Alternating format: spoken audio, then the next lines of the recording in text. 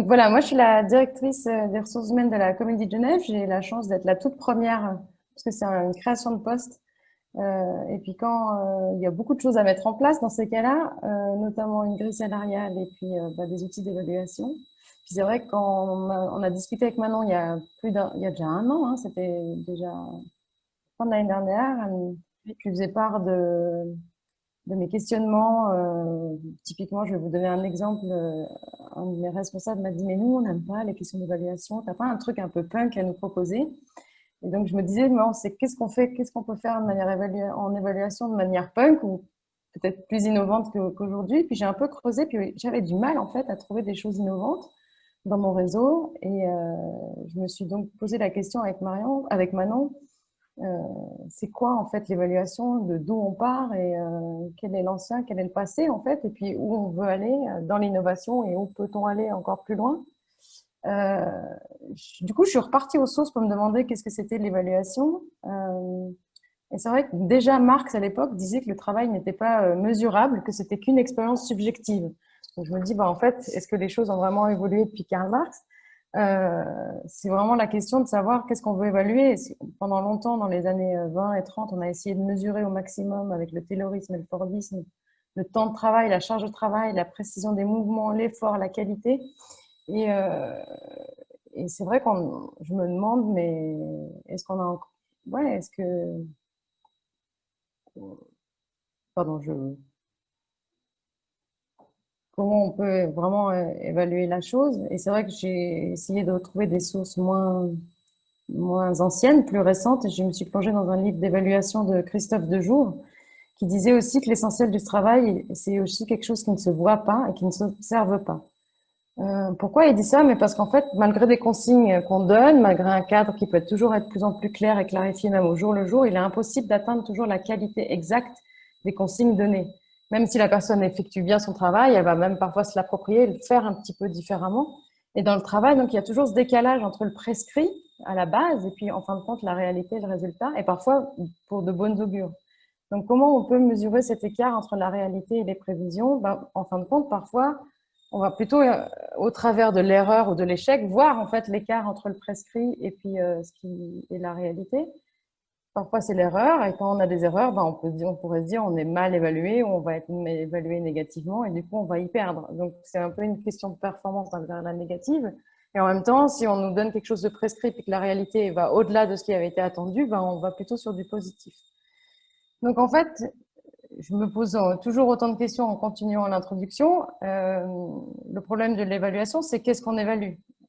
Ça, c'est la première question. La deuxième question, ça serait, mais en fin de compte, qu'est-ce qui est important? Est-ce que c'est pas juste en fin de compte le dialogue qu'on a? La recherche de dialogue, c'est aussi de créer de ce sens partagé sur ce qu'on cherche véritablement à évaluer et pas l'évaluation en tant que telle. Et forcément, si l'important c'est le dialogue, l'important c'est de savoir avec qui on doit discuter au mieux.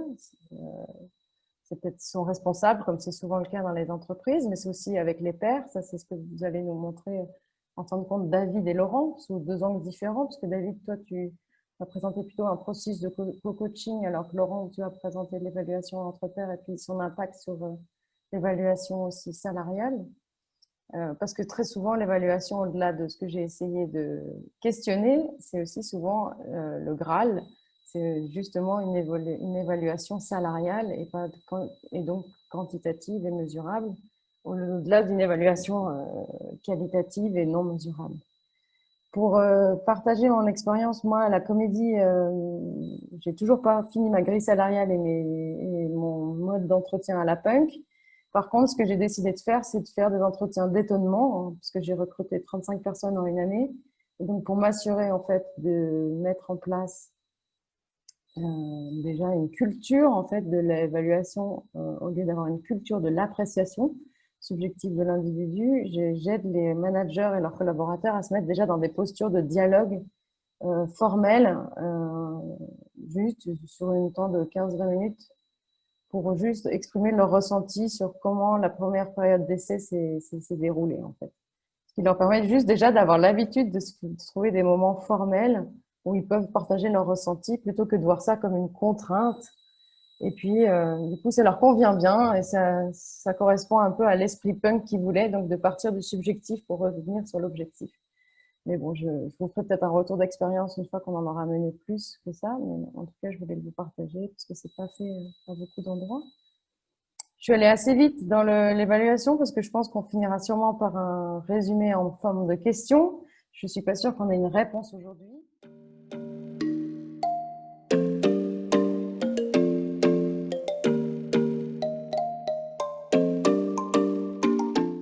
Heureuse de partager un premier retour d'expérience peut-être avec Laurent sur la partie de l'évaluation entre les pairs. Laurent, qui est coach agile et Self-Organization Activator chez BIP, que sûrement beaucoup d'entre vous connaissent. Bonjour Laurent. Salut Diane, bonjour à tous. Merci pour cette intro. Je retiens le mot punk. Alors, je sais pas si ce qu'on fait c'est vraiment punk. Je sais que ça a pas mal. C'est rigolo parce que c'est un mot qui a pas mal animé l'IP en fait à la base. Je sais que Gerhard, un des fondateurs, il a toujours dit mais nous on est des punks. Eux ils font ça comme ça, mais nous on est des punks. Donc finalement, tu vois, ça résonne aussi avec moi. Ouais, c'est vrai que dans le théâtre, c'est ce qu'ils disent au bout d'un moment, ils vont me dire, non, mais de toute façon, on arrête tout là, il faut faire les choses à la punk, mais à la punk, je pense que c'est vraiment de l'agilité pure, quoi. C'est-à-dire, on se détache de tout ce qu'on a comme chose dans la tête. Bonne question. Est-ce que punk c'est vraiment l'agilité? Moi, j'en suis pas tout à fait certain. Du moment que les punks sont conscients de leurs valeurs, de ce qu'ils ont envie de valoriser, de ce qu'ils ont, ouais, peut-être que c'est un début d'agilité. Si c'est juste, on fait table rase de tout, je suis pas sûr que ce soit de l'agilité, mais on pourra en reparler à la fin. Du coup, je voulais vous présenter comment ça se passe, l'évaluation salariale chez LIP, le système salarial chez LIP. Je vais partager mon écran, j'ai une petite presse. Et promis, je vais essayer de tenir dans les 15-20 minutes pour vous laisser le temps ensuite, nous laisser le temps d'interagir parce que c'est ce qui m'intéresse le plus ce soir. Euh, du coup, l'idée ce soir, pour moi, c'est de vous partager un petit peu comment est-ce qu'on a avancé avec ce système salarial qui est parti de, comme dans toutes les entreprises certainement, d'une boîte noire où on a les managers qui fixent des salaires pour tout le monde.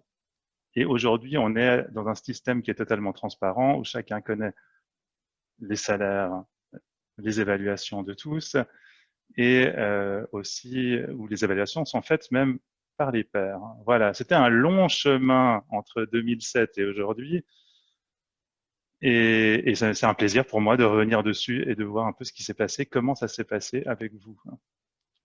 Je tiens aussi à dire que c'est pas la seule façon d'évaluer qu'on a chez LIP, c'est une des façons et euh, on en a eu besoin, on a besoin, comme disait Diane, il y a un moment, on a besoin de fixer des salaires et du coup, on a besoin de savoir sur quoi on les base. Et voilà, ça c'est une des évaluations qu'on va utiliser.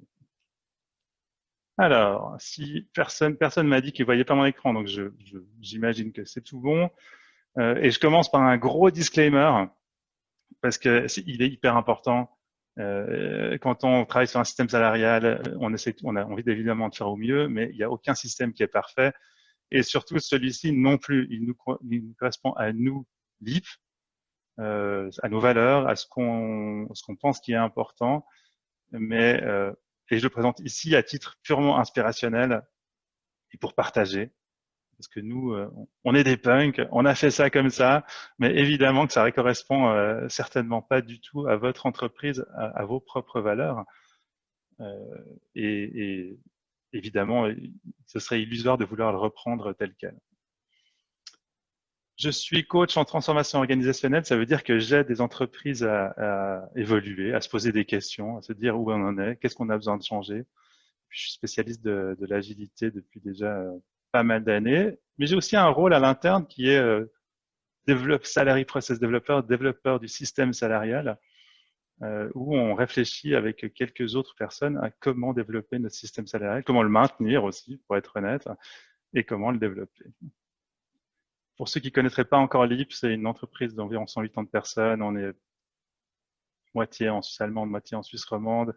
Moi, je travaille à Lausanne où on est une quarantaine de personnes. Et puis du coup, nous, notre petit département qui réfléchit à comment aider des entreprises à l'externe sur leur transformation organisationnelle, Moi, j'aime bien cette image on a appelé ça New Work et j'aime bien cette image, donc j'aime bien la présenter. L'idée que l'entreprise et les collaborateurs, c'est pas des choses, des entités séparées, c'est quelque chose qui est malléable, quelque chose qu'on travaille petit à petit. Et c'est aussi vrai pour le système salarial. C'est quelque chose que je pense il faut travailler petit à petit et pas imaginer qu'on va faire des énormes révolutions, mais plutôt qu'on va faire des évolutions. On va le voir. Ah oui. Ouais. Je suis quand même obligé de vous parler de lacratie juste en 2 mots, promis. Je n'irai pas plus loin que ces 2 mots. Euh, Parce qu'on utilise lacratie donc à l'interne depuis 2000, fin 2015, début 2016. Ça fait déjà un petit moment. Et ça nous a apporté des contraintes aussi, c'est-à-dire que vous savez peut-être, mais lacratie définit des rôles. Ces rôles sont séparés des personnes. Donc ça veut dire on définit le travail à faire d'un côté, et puis après on se demande qui c'est la meilleure personne pour le faire. Ça c'est, on pourrait dire classique, mais ce qui est un peu moins classique, c'est qu'une personne, elle peut avoir plusieurs rôles dans l'entreprise. Elle a souvent même plusieurs rôles dans l'entreprise. Moi, par exemple, j'en ai une dizaine sur 2 cercles principaux, on pourrait dire 3 cercles. Euh, et puis en plus, la structure, elle est vivante. Donc les rôles, ils évoluent de façon décentralisée tout le temps. Ce qui est quand même aussi, qui nous offre un joli challenge pour un système salarial, parce que ça veut dire que, évidemment, le premier challenge, c'est comment créer un système salarial qui ne serait pas basé sur la position hiérarchique. Il n'y a plus de hiérarchie, il n'y a pas de hiérarchie de personne avec Holacracy. Donc, qu'est-ce qu'on peut utiliser comme base, sachant que la plupart des systèmes, en fait, c'est 90% basé sur la position hiérarchique et après 10% basé sur des évaluations, peut-être du feedback qui serait retenu. Mais la plupart se basent vraiment en premier lieu sur où est-ce que tu te places dans notre bonne vieille pyramide. Ici, on n'en a pas. Et puis, la deuxième chose qui est peut-être un petit peu, pas forcément aussi, enfin, qui est peut-être un petit peu contre-intuitive, c'est qu'on se base pas, on peut pas se baser sur les rôles non plus. C'est-à-dire que les rôles, on veut que l'attribution des rôles soit fluide. On n'a pas envie que des gens gardent, comme aujourd'hui ils gardent un poste, on n'a pas envie qu'ils gardent des rôles juste parce qu'ils savent que ça aurait une influence sur leur système, sur leur revenu si s'ils perdaient ce rôle. Donc on a envie que l'attribution soit relativement fluide et on peut pas, donc on n'utilise pas non plus les rôles pour dire ah ben si tu as ce rôle alors tu auras tel salaire. Donc on est vraiment obligé de trouver un autre système. Hein. Voilà, avant de vous présenter vraiment le système, j'en fais un petit pas en arrière aussi parce que je pense que c'est important de savoir que ça a été une lente évolution, comme je le disais au début, et puis on peut revenir peut-être sur quelques étapes. En premier lieu, peut-être, on parlait d'être punk avant. Hein. Il y a peut-être un truc qui est important, c'est de savoir quels sont ses propres principes dans l'entreprise. Qu'est-ce que c'est qu'on valorise et tu l'as dit aussi dans ton intro, Diane, qu'est-ce qu'on valorise en fait? Sur quoi qu'est-ce qu'on a envie vraiment de mesurer? Qu'est-ce qui est important pour nous? Et puis nous, on avait des principes à la base qui étaient déjà vrais en 2007 lors de la création de l'entreprise et qui sont toujours vrais aujourd'hui. C'est qu'on voulait un système salarial qui soit aussi équitable que possible. Ça ne veut pas dire que tout le monde gagne la même chose, mais ça veut dire que le système il est perçu comme étant juste, aussi objectif que possible. Ça, je pense que c'est super important pour nous. On voulait que ce soit le plus facile possible de dire à quelqu'un voilà pourquoi tu gagnes tant, voilà pourquoi tel et tel gagne tant. Hein. Donc vraiment un système objectif. Et puis après, on avait quelques principes sur le fait que on voulait pas de bonus individuel. Donc c'est soit tout le monde a un bonus, soit personne n'en a un. Aujourd'hui, c'est toujours comme ça. Si on peut verser un 14e salaire, on le fera et on le fera donc pour tout le monde ou bien pour personne. Et on voulait aussi qu'il y ait le moins de biais et de négociations possibles. Ça va avec le fait de chercher un système objectif. Et puis finalement, un très faible ratio entre le haut et le bas, c'est toujours valable, 2,5 à peu près. Et puis un truc aussi un peu très, très LEAP, peut-être qui s'applique pas dans beaucoup d'autres entreprises, mais on voulait pas de discrimination entre les types d'activités. C'est-à-dire que si qu'on soit sales ou développeur ou quoi que ce soit d'autre, en fait finalement on est jugé sur exactement les mêmes critères et de la même façon. Il n'y a pas un critère qui dit sales fois 1,25 ou je sais pas trop quoi. Qu'on soit finalement admin, sales ou développeur, c'est le même système qui est appliqué.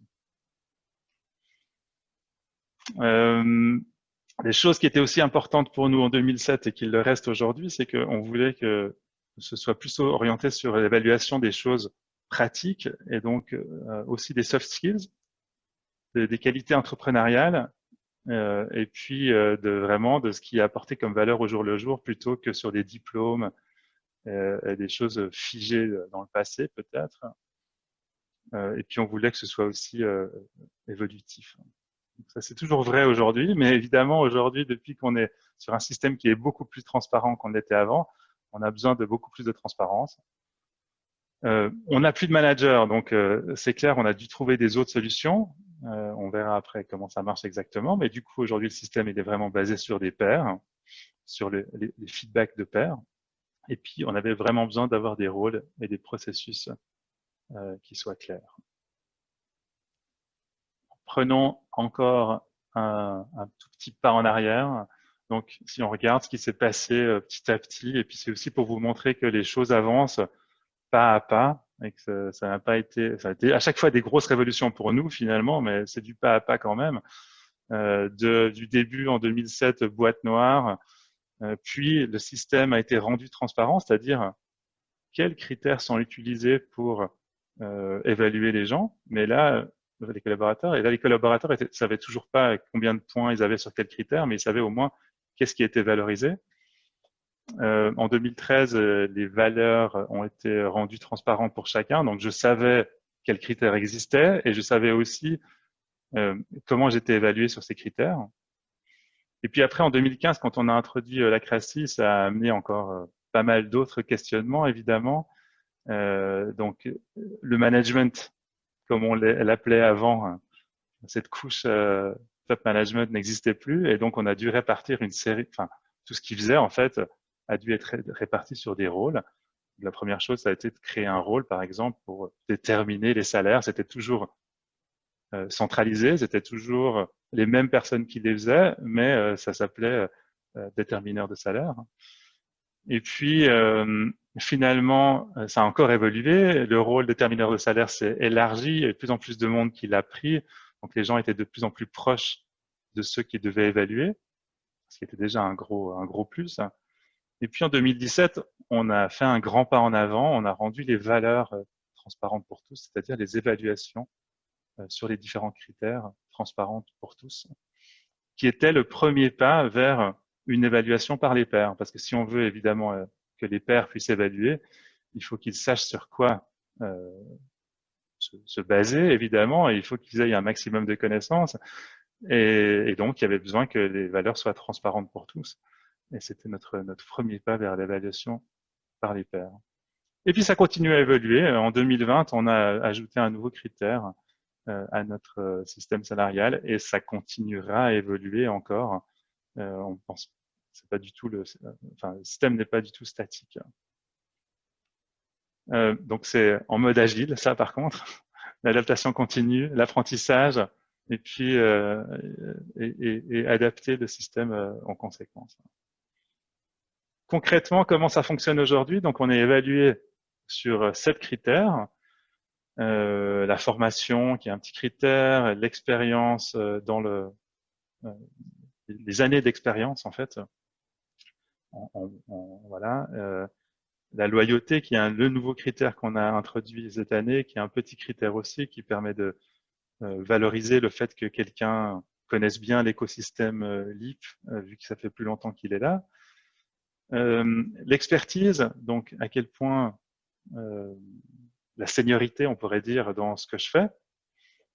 Et puis après, des critères encore plus difficiles à évaluer, la dynamique de groupe, quelle place j'ai dans le groupe, donc Team Player Motivator, c'est finalement ce que ça représente dans une dynamique de groupe. Qu'est-ce que j'apporte? Est-ce que je suis plutôt l'élément qui motive les troupes ou est-ce que j'ai plutôt une attitude passive? La communication, comment est-ce que je communique autant à l'interne qu'à l'externe? On a évidemment, nous, on est une entreprise de service, donc la communication elle est extrêmement importante. Et puis la capacité à prendre des responsabilités et à entreprendre qui est aussi quelque chose de très important pour nous, parce que même avant qu'on utilise de l'acratie, Leap était très décentralisé et on a besoin que les gens entreprennent et considèrent leur petit groupe, leur équipe, leur cercle comme une mini-entreprise qui sera en train de pousser, en fait, si on veut bien. Tout ça, ça donne un certain nombre de points. Ce certain nombre de points donne un certain nombre de francs par mois, tout simplement. Donc, un système relativement objectif. Évidemment, quand on va qualifier, évaluer quelque chose comme communication ou team player, on reste dans quelque chose de, ça va quand même être subjectif, mais il y a une part de subjectivité, disons, mais on va essayer de définir le mieux possible. Donc, on a de 0 à 3 points et ça fait 0, enfin, pour chaque demi-point, on a une phrase qui correspond à ce qu'on pense être une personne qui aurait 2 en communication, 2,5 en communication ou 3 en communication. Donc, en gros, on essaye on a imaginé quels seraient les critères, qu'est-ce qu'on a envie de valoriser, qu'est-ce qui est important pour nous chez Leap, qu'est-ce qui ferait un bon Leaper. Et puis, on a un processus, donc c'est là où on va pouvoir voir qu'il est basé sur des pairs, où en fait, si on part d'un Leaper, chaque année, on réévalue tous les salaires chaque année, toutes les évaluations. Et du coup, chaque Leaper va pouvoir choisir 5 personnes qui vont l'évaluer. Donc, on en est là. 5 personnes, un groupe qui sera suffisamment varié, donc, mais qui est aussi suffisamment des gens qui travaillent avec moi au jour le jour, hein, et qui sont à même de juger de ce que j'apporte comme valeur à l'IP. Ces pairs vont faire leur évaluation, donc on a développé un outil à l'interne qui permet à chacun en fait de dire Laurent en ce moment il a 3 en communication, je pense qu'en fait il devrait plutôt avoir 2,5. D'après ce que je vois comment on a défini 2,5, ça correspond, ses aptitudes correspondent plutôt à ça. Ou bien Laurent, il devrait avoir 3. Je pense que c'est bien qu'il ait 3 en communication parce que ça et ça. Voilà ce qu'il a fait. Et donc, ces 5 personnes vont remplir leur évaluation pour moi. Et ce sera transmis à mon détermineur de salaire, qui garde quand même, on a encore gardé ce rôle, donc c'est lui qui garde quand même la responsabilité de finalement trancher et de dire ok, j'ai reçu ces feedbacks ils sont aussi transparents pour le leaper, donc moi je les vois aussi. Il y a 4 personnes sur 5 qui pensent que tu devrais être plus valorisé en communication. Mais moi, ce que je vois par rapport aux autres, c'est que c'est pas forcément réaliste. Donc, j'ai décidé pour l'instant, de pas augmenter ces points-là, par exemple. Ou bien, j'ai reçu les évaluations. Il y en a 4 sur 5 qui pensent que tu devrais être augmenté en communication. Et effectivement, je vais dans ce sens-là parce que ça fait du sens par rapport à ce que je vois aussi. Donc, c'est les salariés détermineurs qui sont là pour garder une certaine cohérence entre les différents groupes, parce qu'on pourrait imaginer évidemment que il y ait un groupe qui se surévalue d'un côté à Zurich, alors qu'un autre groupe se sous-évalue à Lausanne. Et les salariés détermineurs sont là pour assurer cette cohérence. C'est d'ailleurs ce qu'ils font à la suite de cette évaluation annuelle. Ils se retrouvent tous ensemble pendant une année, pendant une journée, heureusement. Et pendant cette journée, ils comparent, en fait, ils font des propositions. Ils passent au travers de tous les leapers, les 180 personnes, et ils disent, OK, Laurent, le salarié détermineur dit quelle est sa proposition pour Laurent. Diane, quelle est ta proposition pour Diane? Et voilà, on passe au travers de toutes les propositions de garder telle quelle, proposition de descendre, proposition d'augmenter des évaluations, pour s'assurer qu'elles sont cohérentes dans toute l'entreprise. Justement, donc on est passé à la base, il y avait 6 personnes qui faisaient partie du management et donc qui évaluaient les gens, à aujourd'hui 20 salariés détermineurs qui sont répartis partout dans tous les bureaux, dans les 6 bureaux. ce qui donne des évaluations qui sont jugées beaucoup plus équitables qu'avant, parce que faire beaucoup plus juste qu'avant, parce que évidemment ceux qui évaluent sont beaucoup plus proches de ceux qui sont évalués. Et en plus, maintenant on a l'évaluation des pairs, ce qui rajoute encore une couche à ce sentiment de justice, ou disons ce non-sentiment d'injustice, parce qu'il y aura toujours un petit sentiment d'injustice quand même. Il faut pas arriver.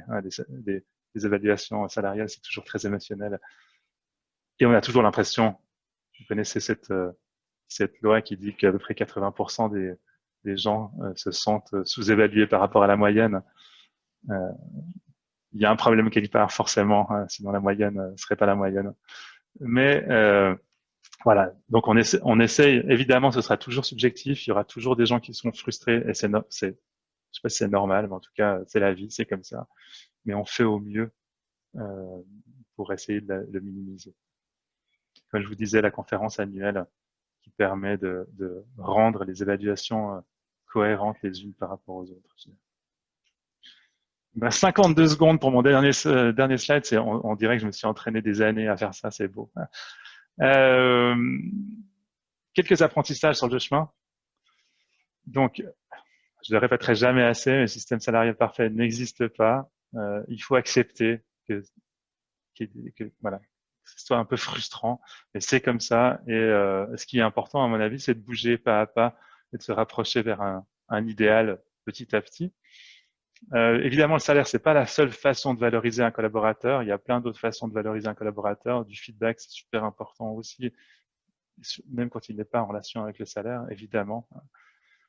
C'est un sujet hautement émotionnel, ça restera toujours émotionnel. À mon avis, avoir des valeurs qui sont claires et qui sont définies, c'est super important. Donc, c'est pas seulement des critères, c'est aussi pourquoi ces critères sont importants et qu'est-ce que ça correspond, à quoi ça correspond dans l'entreprise. Et puis, évidemment, ce qui va de pair avec les pairs, justement, c'est la culture du feedback. Super important de continuer à développer la culture du feedback.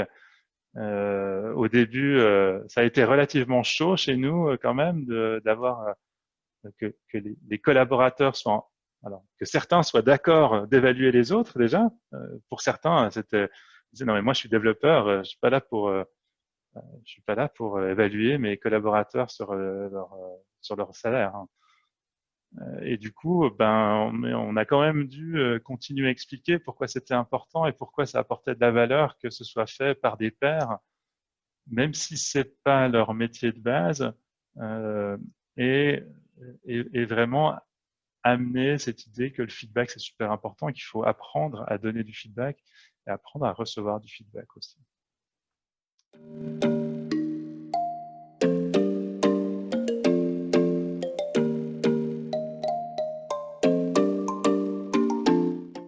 Moi, avant de me lancer dans la mienne, j'avais juste envie de vous poser deux questions à vous tous, ce qui vous permet également de reprendre un peu d'interaction avec nous. Donc, je vous laisse retourner si vous aviez fermé sur menti.com avec le code 77 12 55. Et j'aimerais savoir combien de fois par année vous avez des moments formels d'évaluation dans votre organisation. Est-ce que c'est aucun? Est-ce que c'est une fois? Est-ce que c'est 2 à 4 fois ou est-ce que c'est 5 ou plus? Donc, ce que j'appelle un moment formel, c'est vraiment un moment qui est défini comme le moment d'évaluation.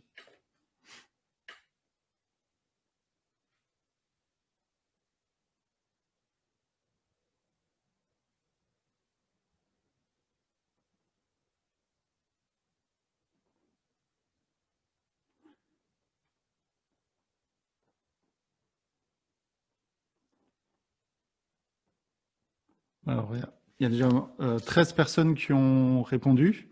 Donc voilà, on voit que la grande majorité, ce que semble dire ce chiffre, c'est que c'est le moment d'évaluation classique qu'on connaît partout dans les entreprises, le one shot par année. Et voilà, quand même un certain nombre aussi qui font 2 à 4 fois. Et puis aucun, je ne sais pas s'il se passe absolument rien ou si c'est un processus qui n'est pas formel, qui est en continu. Et puis l'autre question que j'avais envie de vous demander aussi, c'est, si ça passe à la slide suivante, ce qui ne veut pas être le cas.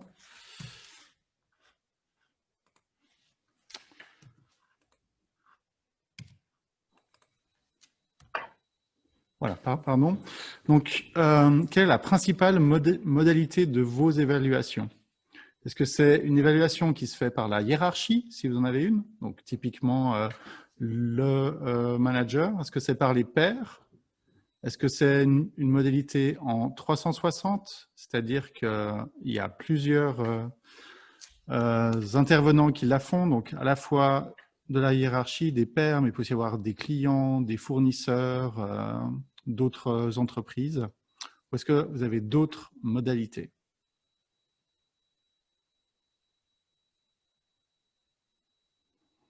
Donc, là encore, ce que je vois, c'est que ça a l'air d'être des choses assez classiques. Et puis, la grande majorité, c'est ce mode hiérarchique une fois par année.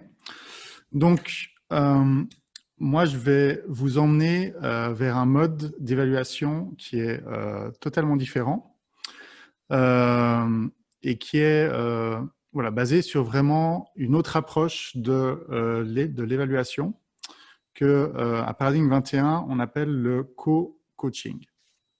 Donc, l'intention par rapport à ce co-coaching, qu'est-ce que c'est? Pour le savoir, il faut un peu aussi comprendre quel est notre contexte, donc qui on est. D'une part, on est un projet entrepreneurial qui est inscrit dans une SARL qui s'appelle Arbolife. Voilà, on est un des projets de cette SARL. Donc, on est composé d'un certain nombre de personnes, mais ce qui est très important pour nous, donc Paradigme 21 fait de l'accompagnement sur la transition de la gouvernance des organisations. Donc, bien sûr, ce qui est important pour nous, c'est que ce qu'on amène à l'extérieur, ce qu'on amène dans les entreprises qu'on accompagne ou dans les formations que l'on fournit, on l'applique également chez nous en interne. Donc, une notion d'intégrité qui est très importante par rapport à ce qu'on dit à l'extérieur, par rapport à ce qu'on fait à l'intérieur. Ensuite, qui on est à l'heure actuelle? On est 8 personnes. On a un projet entrepreneurial, donc ça veut dire que c'est chaque personne qui investit le temps et l'énergie qu'elle souhaite dans notre projet. Donc ça va aussi bien de personnes qui investissent quasiment la totalité de leur temps de travail dans le projet, à des personnes qui mettent à peu près l'équivalent de 1 ou 2 jours de travail par semaine, au plus extrême, à peut-être 1 ou 2 heures par semaine. Donc voilà, des profils très différents. On a tous un passé, on est tous arrivés dans Paradigme 21 parce que le projet nous plaisait, parce qu'il nous parlait, mais aussi parce qu'on a tous eu des expériences précédentes sur la gouvernance des organisations et sur sa transformation. Et pour finir, une chose aussi qui est devenue assez courante, mais qui vaut quand même la peine de souligner, c'est qu'on n'a pas de bureau physique et on est tous situés sur des lieux différents. À l'heure actuelle, on a un peu 2 gros pôles de personnes entre Neuchâtel et Genève. Mais même si notre histoire est assez courte, parce qu'on s'est vraiment cristallisé sur la forme qu'on a maintenant au début de l'été de 2019. Donc, on a eu plusieurs personnes qui étaient aussi dans d'autres régions, mais voilà. Notre réalité, c'est qu'on est à distance la plupart du temps. Et ça, pour nous, le confinement n'a pas changé grand-chose. C'était déjà notre réalité. Donc, par un processus d'évaluation, on voulait répondre à un certain nombre de besoins qu'on ressentait dans notre équipe. Le premier, c'était parce qu'on est parce qu'on est tous à distance, parce qu'on a des engagements différents en termes de temps et d'énergie qu'on met dans le projet, c'était renforcer les liens entre nous. Ensuite, c'était pouvoir offrir un espace régulier de développement à chaque personne. Donc vraiment, même si on a une petite structure, même si on a peu de moyens, vraiment mettre en place un système qui permet d'apporter une plus-value à chacun par rapport à son activité dans Paradigme 2021. Mais à la fois avoir un processus qui soit simple et qui soit léger pour qu'on puisse vraiment s'adapter aux réalités de temps et d'espace de chacun. Que ce soit facile à mettre en œuvre, qu'il n'y ait pas une expertise, il ne faut pas que les personnes doivent passer par un moment de formation long pour apprendre à faire ce coaching entre nous. Et pour finir, ce qui est aussi important pour nous, qui est une valeur forte dans notre collectif, c'est que chacun a la responsabilité de prendre un moment pour soi, de prendre un moment d'évaluation pour soi, car c'est vraiment un moment qui est pensé pour lui avant tout. Donc, et l'idée qui est là derrière, c'est que c'est pas de dire à une personne si elle performe, si elle est bonne, si elle est adéquate par rapport au collectif, c'est vraiment de lui offrir un espace pour elle. Et ça, c'est vraiment l'intention la plus importante pour nous. Car dans notre vision, à l'heure actuelle, comment on fonctionne, comment on est composé, il n'y a pour nous pas de légitimité que, quelle que soit la personne, elle aille s'exprimer sur la performance ou sur la manière de faire d'une autre personne, sauf s'il y a une demande par rapport à ça. Donc, il fallait qu'on trouve un système qui puisse répondre à ces besoins qu'on a identifiés très rapidement une fois qu'on a structuré notre collectif. Ensuite, on a voulu aussi répondre à un certain nombre d'objectifs pour l'organisation elle-même. C'était de s'assurer que les personnes puissent s'aligner sur notre raison d'être, sur vraiment qu'est-ce qu'on veut apporter et comment on veut le faire.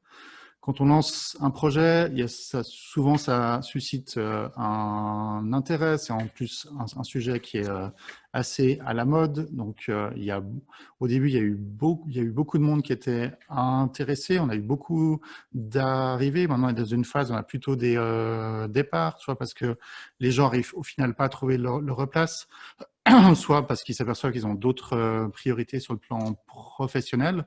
Donc, pouvoir aussi, de manière très régulière, offrir un espace où on puisse, que chacun puisse voir s'il est bien aligné avec ce qu'on souhaite faire et apporter à nos clients puis à la société en général. Ce qui était important pour nous, c'est que ce soit un processus qui soit informel, justement que ce soit un échange entre pairs, que ce soit pas à un moment donné des notes, un rating ou une manière de dire si quelqu'un est bon ou pas dans un domaine, mais vraiment plus bénéficier d'un échange et d'un dialogue. Comme on a ces réalités, ces engagements différents, aussi faciliter le fait que chacun puisse comprendre ce que font les autres membres de l'équipe, dans quoi ils sont impliqués. On a, vous avez vu avant sur le schéma de LEAP, on a aussi une structure qui est en holarchie, par cercle. Donc, des fois, on se retrouve avec beaucoup de rôles différents dans leur organisation. Donc, c'est pas toujours évident pour chacun, même qu'on ait un petit nombre, de savoir exactement qui fait quoi. Donc, c'est aussi des moments qui nous permettent de mieux réaliser tout ça. Faire en sorte qu'il y ait toujours un moment de lien privilégié avec une personne dans l'équipe au fil des mois. Donc, vraiment réussir à développer tout ça.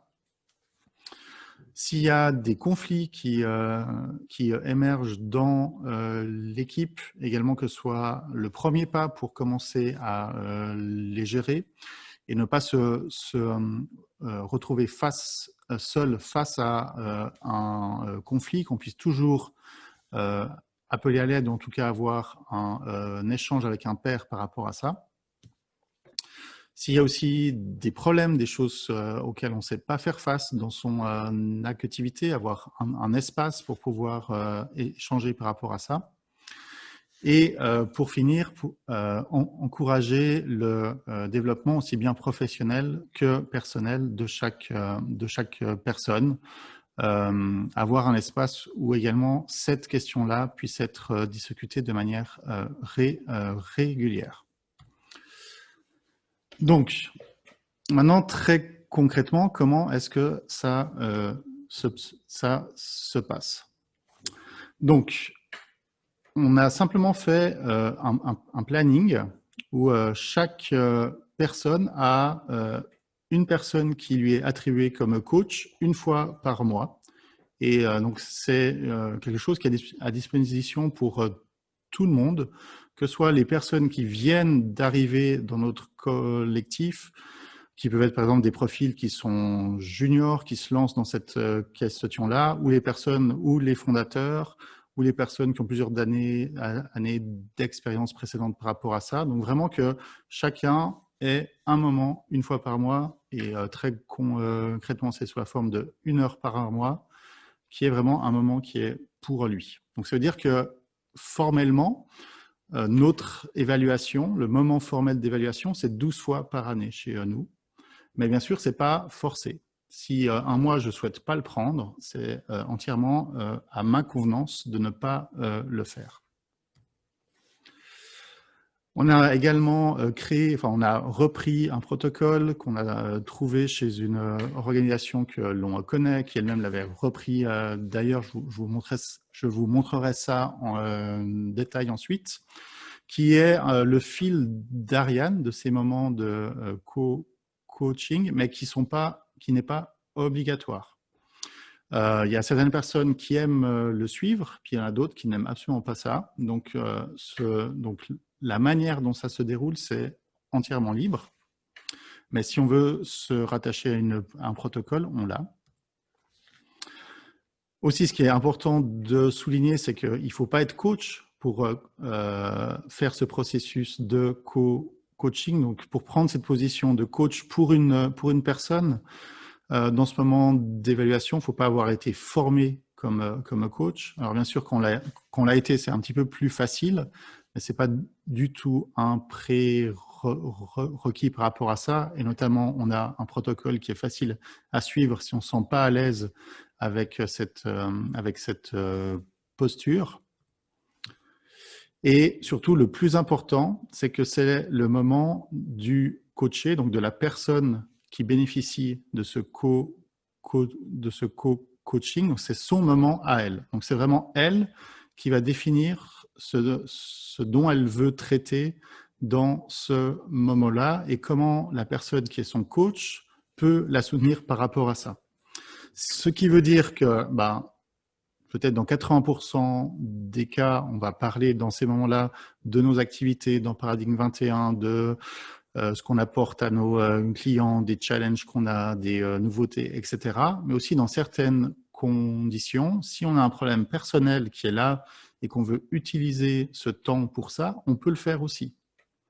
Par exemple, on a un de nos membres qui est dans un processus de séparation en ce moment. Je sais qu'il a utilisé ce moment-là pour parler de ça le mois précédent. Parce que c'était ce qui était vraiment important pour lui, d'avoir un moment par rapport à ça. Donc, c'est vraiment un moment qui est pensé pour le cadre professionnel, mais s'il y a d'autres besoins, il y a aussi toute la latitude pour le coacher de choisir de traiter d'autres choses.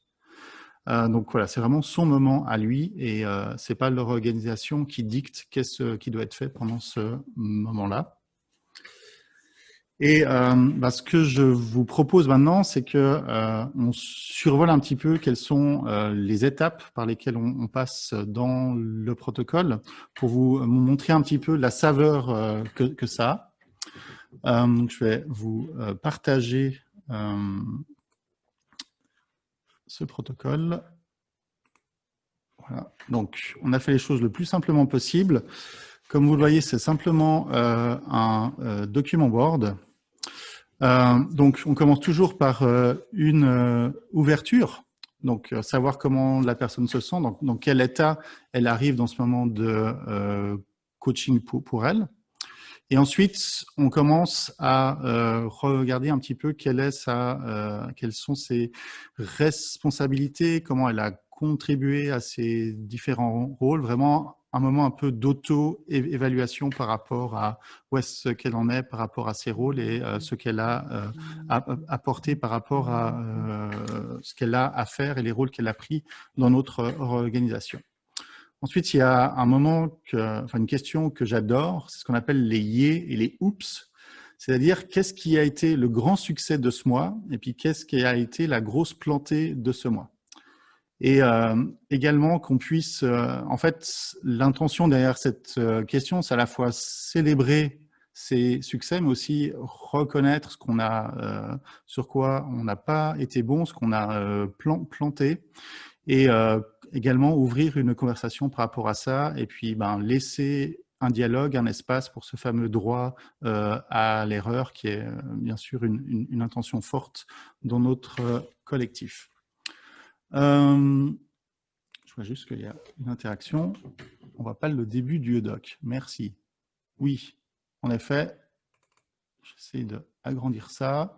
Alors, le début du doc, c'est juste le rappel des objectifs et des instructions en fait, pour suivre ce protocole.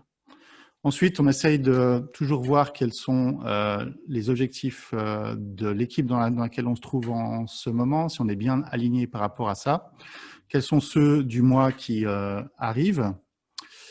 Et puis là, ça clôt un petit peu ce côté très objectif, qu'est-ce qu'on a à faire dans le collectif pour arriver en fait à une seconde partie qui est plus un moment de développement personnel, bien-être et gestion de soi-même. Donc d'abord, on demande à la personne comment elle s'évalue par rapport à son efficacité, dans quel état elle est, par rapport à sa satisfaction de ce qu'elle amène dans le collectif, avec simplement un chiffre qui permet ensuite d'ouvrir une conversation sur les questions de temps, d'efficacité, de stress, pour pouvoir vraiment aussi traiter ces aspects un petit peu plus soft skills ou émotionnels par rapport à comment elle se sent dans son activité chez Paradigme 21. Et ensuite, également, voir avec elle s'il y a des choses à faire qui sont très concrètes pour améliorer cela, notamment par rapport à la gestion du temps. Ensuite, il y a cette partie sur le développement professionnel, mais qui peut être aussi souvent des parties sur le développement personnel. Notamment, on couvre au moins toujours 3 domaines qui sont la formation, s'il y a des formations qu'elle souhaite faire, qu'elle est intéressée à faire, des choses qu'elle doit explorer, avoir du feedback d'autres personnes de notre collectif qui l'auraient fait. S'il y a des besoins spécifiques avec son rôle qui ne sont pas remplis à l'heure actuelle, si oui, pouvoir les préciser, pouvoir savoir vers qui ou vers quel cercle il faut s'adresser pour les remplir ou simplement accompagner la personne pour qu'elle trouve les solutions elle-même pour le faire. Et également tout ce qui est tension. Donc, si c'est vraiment pour nous ce qu'on appelle aussi le petit caillou dans la chaussure, donc vraiment voir s'il y a quelque chose qui nous dérange à l'heure actuelle dans le collectif, que ce soit sur le plan relationnel avec une personne, sur le fonctionnement. Et puis, par exemple, c'est par ce biais-là que dans notre collectif, il y a encore quelques mois, on avait un statut de mentoré qui était en fait des profils juniors qui nous rejoignaient. Et en fait, les personnes qui étaient dans ce rôle-là n'étaient pas très à l'aise parce qu'on mettait pas mal de limites à ce qu'ils pouvaient faire. Et cette problématique est sortie au moment de ces coaching avec eux. Et ce qui nous a permis de faire en fait évoluer ces statuts et la manière dont on fait les intakes dans Paradigme 21. Et on finit toujours par un moment de feedback entre le coach et le coaché. Feedback sur les aspects à la fois positifs et les choses qui sont plus à améliorer. Et c'est un processus qui est réciproque. Et c'est aussi en fait un moment qui est très intéressant. Et moi, personnellement, c'est mon moment préféré dans ces moments d'évaluation. On peut vraiment tout se dire avec bienveillance. Et voilà, qui est vraiment un échange clair, direct et bienveillant entre les deux personnes qui ont pris une heure pour faire cet échange. Et puis, également, on a mis quelques rappels de comment on donne un feedback qui soit positif ou négatif. Et à la fin de ce moment de coaching, on a une clôture pour savoir comment la personne se sent. Et puis, avec quoi elle repart, qu'est-ce